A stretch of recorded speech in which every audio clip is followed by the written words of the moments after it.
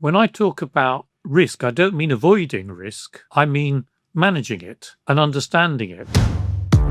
Welcome to Boardroom Confidential, a podcast by Sherpany where business leaders tell the stories they usually only share with their peers. Each episode, we have 3 items on the agenda: pressure, lessons, and boardroom dynamics.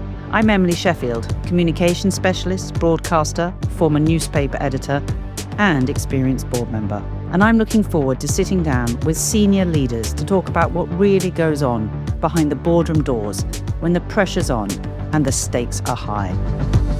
Joining me this week is Simon Laffin. Simon is an experienced chairman, executive and non-executive director with 35 years of board experience. He served as a chairman of the airline Flybe Group, the healthcare real estate companies Assura and Impact Healthcare REIT plc, and the gardening equipment firm Hoselock Group. He's also held non-executive director roles on multiple boards across a variety of sectors. His book, Behind Closed Doors, The Boardroom, How to Get In, Get On and Make a Difference, was published in 2021. And his new book, Why Companies Fail, is out this autumn. Welcome to the podcast, Simon. Thanks. It's great to be here, Emily.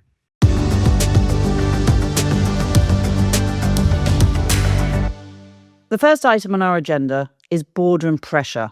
So let's start. What's the biggest pressure you faced in the boardroom? I think there are lots of different ones, but I think the one that really stands out is cash, running out of cash. And I know that you've come across this a few times yourself and in the podcasts. And I can't emphasize too much to directors, particularly non-exec directors, follow the cash. Because I know people know that profit is different to cash. But in the end, the thing you have to know is that companies don't go bust because they don't make profit. In fact, profitable companies do go bust. They go bust because they run out of cash. And I think boards, I don't know about your experience, but my experience is probably 90% of a board's time is spent talking about profit. And if you're lucky, someone will say, well, can we just talk about debt or cash? And that's maybe only 10%. And yet, every time I look at problems that companies have, you will find cash is either the thing that caused the company to fail, or it's a really good indicator of something else going wrong that's not always obvious in profit.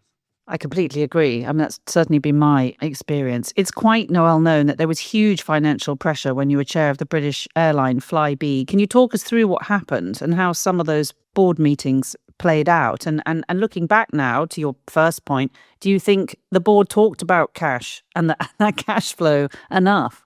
It's slightly unusual because airlines generally have a guideline from the Civil Aviation Authority about how much working capital they have and how much cash. What caught Flybe out in a particular circumstance, this was just before we got taken over, was a situation where the credit card companies had much more power, by which I mean the merchant acquirers who run the transactions, had much more power than we realised. What had happened is that the CAA had got very worried about airlines going bust and that affecting passengers. So they were busy encouraging passengers, to use credit cards to book their flights, because that gives an extra level of safety to somebody buying, because they can get their money back from the credit card company if the airline goes bust. So what looked like a really sensible bit of customer-focused risk management actually had big unintended consequences. So the proportion of bookings that Flybe got from debit cards or cash effectively dropped. And the proportion of the revenue that came through credit cards went up. It went up through something like 70% from memory. And that seemed to reduce risk, but you never reduce risk, you just transfer it. What happened is the risk was transferred from the customer, the passenger, to the credit card company. And the credit card company then bore that risk. So you can imagine they become much more alert to a possible danger. So when they began to worry about Flybe, they effectively cut off the cash. They simply declined at short notice to pass the cash on to Flybe. And of course, you can imagine 70% comes through credit cards, and someone says, well, actually, we're not passing that revenue on to you, causes a major cash crisis. The message is, what gets you is often what you hadn't really thought about. And I don't think, well, I know, we didn't take seriously enough the risk that the credit card companies could simply, at almost zero notice, cut your revenue off. And we just hadn't, we knew it was a theoretical possibility. We just didn't think it was ever gonna happen. And so we ended up with a board meeting that started about 10 o'clock at night. And the lawyers told us we had to decide whether we were going to continue to trade the following morning. The decision had to be taken about 4 a.m. because the aircraft start flying 6 or 7 o'clock in the morning. So we had a deadline at 4 a.m. So we had to make a decision whether to continue to trade. One of the reasons that cash is so critical to a director, particularly a non-exec director, is that if you trade on without having a reasonable belief that you can continue to trade in a liquid fashion, then what's called the veil of incorporation, the thing that protects you from liability, disappears. So you become personally liable, and the numbers have got an awful lot of zeros on. So if you ever come to that decision, Emily, you might have been there, where you're thinking, blimey, if I make the wrong call here, and later on a judge applying 20/20 hindsight thinks I should have made a different decision, then suddenly I am liable for everything I own. What happened in this case was we decided we could trade on, and because we were in talks about being taken over, we thought there was a strong chance that the takeover would happen and that would inject new equity into the business. And indeed, that's what happened. So we made the right call. But if we'd made the wrong call, the business probably would have folded completely. People would have lost their jobs. 2,500 people lost their jobs. These are big, big call decisions. And what was it personally like to go through? Did it affect you on a human level to be under that amount of pressure? I mean, when you were in the room making those decisions, what was at the forefront of your mind? Yeah, there's a lot of pressure. And remember, you're pretty tired. If you're taking a decision at 4 a.m. in the morning under that pressure, it's very tough. The answer is you just have to follow. You'll almost certainly have a lawyer present, and they will take you through, this is the decision, and you must be very careful to document it as well. So you took this decision based upon this piece of advice, and your view was X. It's a matter of staying cool and logical. And I used to stop the board and say, hang on, we're getting caught up here. What's the right thing to do?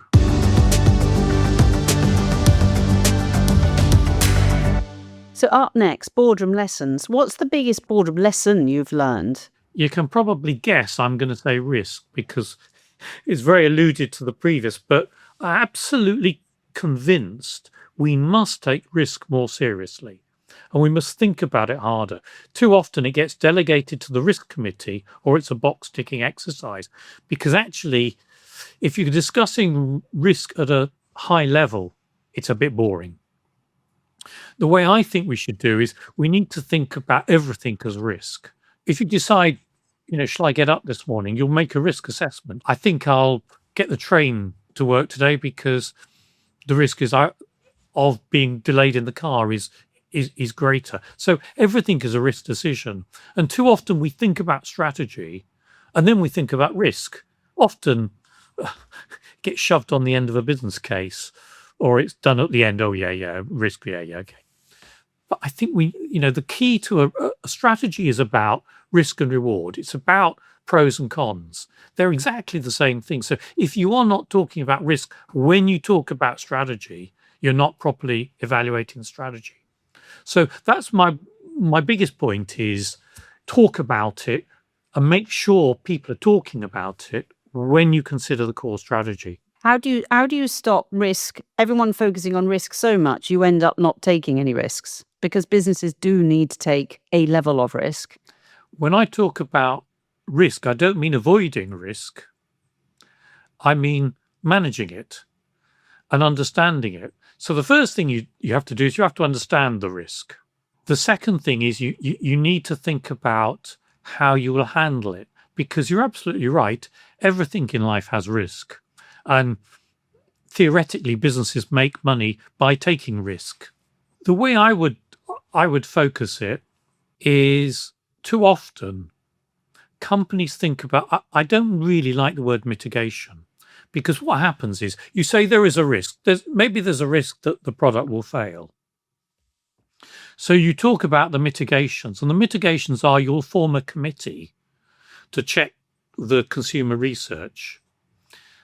You will make the product cheaper. You will put extra functionality in. That's your mitigations. And then you finish, because you assume that your mitigations succeed. So I reckon about 90% of mitigations that companies talk about, or certainly publicize, are mitigations to avoid a risk happening.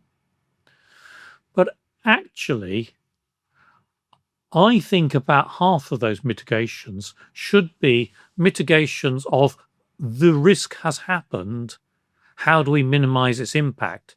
So, for example, you take my product example, too much is spent, too much a proportion is spent on the apparently preventing the product failing, and not enough is spent on, yes, if the product starts to fail, what do we do? Because the moment you start thinking about that, you think, well, I must know it. Let's be monitoring it a bit closely. So what we'll do is we'll get daily or regional or weekly sales reports or performance reports. And then we'll decide if that goes below 90% of our target, this is what we will do. So you are thinking ahead. Another example I'll give you, Emily, is your house might burn down, or your flat might burn down. I imagine you probably take out insurance and you think, great, I've got insurance. And you probably also think, I don't leave candles burning downstairs overnight or something like that. That's basic mitigations. That's great. If your house were to burn down, what would you do? We hardly ever think about that, because you think, oh, goodness me, my computer's gone up in flames, all my financial records go up in flames. All right, so I might have a hotel paid for by an insurance company, but have I got my credit cards? So it's that. And if you are really going to assess risk, you need to think about things you can do to reduce the risk happening. And secondly, okay, if the risk happens, this is what I can do about it, and prepare for that. The other thing I'd say is think the unthinkable, because companies often get caught out by the unthinkable. If you take my Flybe example, it was unthinkable that the card companies would simply say, we're not passing you a single penny of cash today, right? Unthinkable. The pandemic was unthinkable to most of us, but it happened. There are two ways that you can cope with thinking the unthinkable. One is have what's called a pre-mortem, which is where you allow everybody to assume disaster has happened. The second thing I'd do is focus on the event, not the risk. Talking about risks freezes people up sometimes. If you talk about the event, so the event, let's not talk about the risk of your house burning down, because the risk is very, very low, but think about the event. Say, I can't have access to my home. What could have caused that? And suddenly this does feel like a real risk. So the event and pre-mortems are two really, really powerful methods of forcing you to think about risk.